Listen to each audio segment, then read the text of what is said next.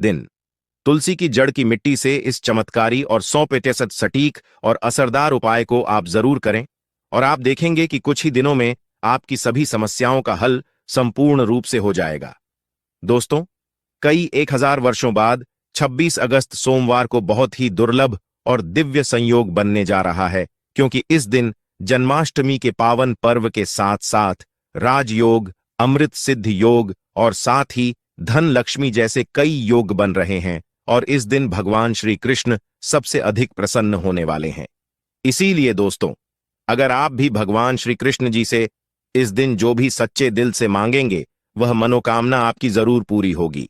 वहीं दोस्तों, कृष्ण भगवान को प्रसन्न करने के लिए इस जन्माष्टमी पर तुलसी की जड़ की मिट्टी से जुड़ा ये उपाय जरूर करना चाहिए, जो कि आपकी किस्मत बदल देगा और आपको बना देगा मालामाल और धनवान। साथ ही इस एकमात्र उपाय से आपके सभी दुखों का नाश हो जाएगा।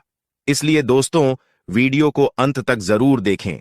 और दोस्तों, अगर आप भी अपने जीवन में भगवान श्री कृष्ण की कृपा पाना चाहते हैं तो इस वीडियो को लाइक करें, कमेंट में जय श्री कृष्ण, राधे राधे लिखना न भूले। दोस्तों, जन्मा करें। अष्टमी का पावन पर्व भगवान श्री कृष्ण जी के जन्मोत्सव के रूप में मनाया जाता है। भगवान कृष्ण जी का जन्म भादो मास के कृष्ण पक्ष की अष्टमी तिथि को रोहिणी नक्षत्र में हुआ था और उनके जन्म के दिन को आज भी काफी धूमधाम से मनाया जाता है। जन्माष्टमी के दिन भगवान कृष्ण की आंधी रात यानी 12 बजे पूजा की जाती है और घंटे घड़ियाल बजाकर उनके जन्म की खुशियां बांटी जाती है।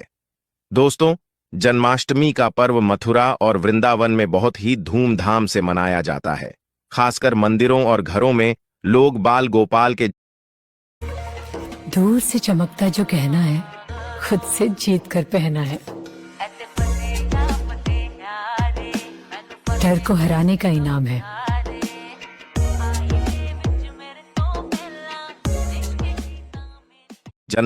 जन्म उत्सव का आयोजन भी करते हैं और बाल गोपाल के लिए पालकी भी सजाते हैं। ऐसी मान्यता है कि भगवान विष्णु जी ने धर्म की स्थापना करने के लिए श्री कृष्ण जी के रूप में जन्म लिया था। इस दिन व्रत धारण कर श्री कृष्ण जी का स्मरण करना अत्यंत ही फलदायी होता। शास्त्रों में जन्माष्टमी के व्रत को व्रत का राजा कहा गया है। दोस्तों, भविष्य पुराण में इस व्रत के संदर्भ में उल्लेख है कि जिस घर में यह व्रत किया जाता है वहां अकाल मृत्यु, गर्भपात, दुर्भाग्य तथा कलह नहीं होता है।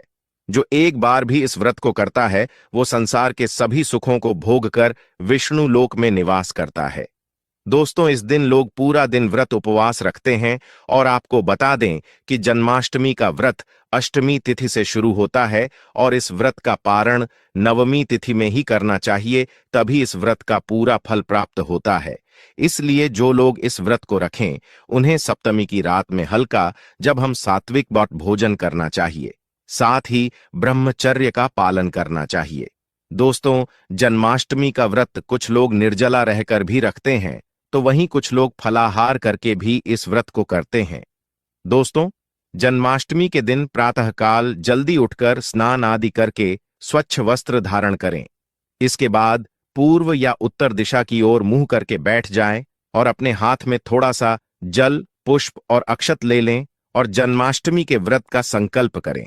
इसके बाद भगवान श्री कृष्ण जी की विधिवत पूजा करें। और दोस्तों, आपको बता दें कि भगवान श्री कृष्ण जी की पूजा निशित नाल यानी आंधी रात में करने की परंपरा रही है और कई घरों में रात 12 बजे भगवान श्री कृष्ण जी का जन्म भी किया जाता है। तो जो लोग कृष्ण जी का जन्म रात में करते हैं वे नाल छेदन भी करते हैं, और जो लोग नाल छेदन करना चाहते हैं तो उनके लिए बता देते हैं कि 12 बजने से कुछ घंटे पहले ही एक पत्ते वाल्व हैं उसका खीरा ले ले और उसको थोड़ा सा काटकर उसमें कृष्ण जी को बैठा दे। फिर जब 12 बजे तो भगवान को उस खीरे से बाहर निकालकर एक सिक्के की मदद से खीरे को काट दे। इसे नाल छेदन कहा जाता है। इसके बाद उन्हें सबसे पहले शुद्ध जल से स्नान कराएं, फिर उन्हें पंचामृत दूध, दही जी, शहद और शक्कर से स्नान कराएं। तत्पश्चात गंगा जल से भी स्नान कराएं। इसके बाद शुद्ध जल से स्नान करने के बाद उन्हें साफ कपड़े से पोंछकर उन्हें नए और सुंदर चमकीले वस्त्र धारण कराएं और उनका श्रृंगार करें। इसके बाद उन्हें झूले या सिंहासन में विराजमान करें। ध्यान रहे, इस दौरान आप कृष्ण नाम का जाप करते रहें या राधे राधे बोलते रहें या श्री कृष्ण जी के किसी भी मंत्र का जाप करते रहें। अब आप कृष्ण जी की विधिवत पूजा करें, उन्हें चंदन का तिलक लगाएं, फूल माला अर्पित करें और उन्हें भोग लगाएं। भोग में आप माखन, मिश्री, पंचामृत, नारियल से बनी मिठाई या धनिया की पंजीरी का भोग लगाए हैं। ध्यान रहे, उसमें तुलसी का पत्ता जरूर डालें। इसके बाद धूप दीप जलाकर भगवान श्री कृष्ण जी की आरती जरूर करें और कृष्ण जी को इस दिन झूला जरूर झूला। ये दोस्तों, जन्माष्टमी की रात को लोग रात्रि जागरण करके भजन, रंग, कीर्तन एवं शोभर आदि भी गाते हैं। इससे आपको शुभ फल की प्राप्ति होती है। आपको बता दें कि कुछ लोग रात्रि की पूजा के बाद ही अपने व्रत का पारण कर लेते हैं और कुछ लोग अगले दिन सूर्योदय के बाद अपने व्रत का पारण ये करते हैं। ध्यान रहे कि आप प्रसाद खाकर ही अपने व्रत का पारण करें। दोस्तों, जन्माष्टमी का व्रत लोग अलग अलग तरह से रखते हैं। कुछ लोग इन दिन निर्जला रखते हैं, यानी दिन में पानी नहीं पीते हैं। वही कुछ लोग दिन भर उपवास रखकर रात को फलाहार करते हैं, जबकि कुछ लोग दिन में 2 बार फलाहार करते हैं। दोस्तों, इस दिन व्रत में आप रसीले फल का सेवन कर सकते हैं या आपके शरीर में पानी की कमी नहीं होने देंगे।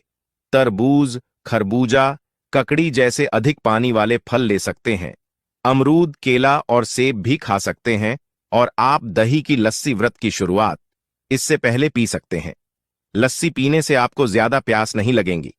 दोस्तों, जन्माष्टमी पर रात को व्रत खोलते वक्त लोग कुत्तू के आटे के व्यंजन और साबूदाने की खिचड़ी खाते हैं। ये दोनों चीजें हल्की होती हैं और इससे पेट भी भर जाता है।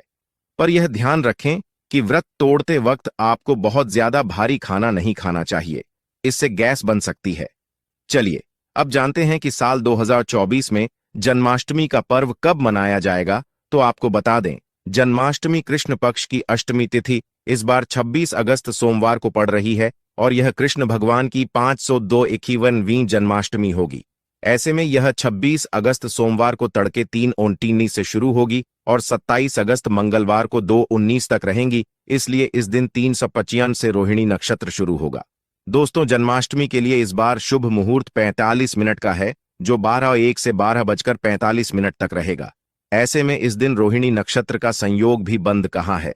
ऐसे में इस दुर्लभ संयोग में जन्माष्टमी की पूजा करने से 3 जन्मों के पापों से मुक्ति मिलेंगे। वहीं अगर किसी की आत्मा प्रेत योनि में भटक रही है तो उनके नाम से की गई पूजा उनकी आत्मा को मुक्ति प्रदान करेगी। इस दिन का व्रतनी संतान को भी संतान का सुख देने वाला होता है। ऐसे में इस बार जन्माष्टमी का व्रत करना अपनाना भूले। साथ ही जो इस व्रत को शुरू करना चाहते हैं तो इस बार उनके लिए यह सबसे अच्छा मौका है भगवान श्री कृष्ण की कृपा पाने का। ऐसे में वह भी इस बार व्रत को शुरू कर सकते हैं। तो दोस्तों, आइए, अब आप जानते हैं तो असली की जड़ की मिट्टी के चमत्कारी उपाय। दोस्तों, तुलसी न केवल एक पौधा है बल्कि तुलसी देवी है। सनातन धर्म में तुलसी, गाय और पवित्र नदी को मां का दर्जा दिया जाता है। जैसे कि गंगा मां कहा जाता है, गाय को गौ माता कहा जाता है, उसी तरह तुलसी को तुलसी मैया कहा जाता है। तुलसी के हर पत्ते में साक्षात भगवान श्री विष्णु का वास समझा जाता है। इस धारा पर जो भी देवता मानव रूप में वितरित हुए, उनमें से हर एक ने माता तुलसी की पूजा जरूर की है। जिस घर में इसका वास होता है वहां आध्यात्मिक उन्नति के साथ सुख, शांति और आर्थिक समृद्धि स्वतः ही आती है।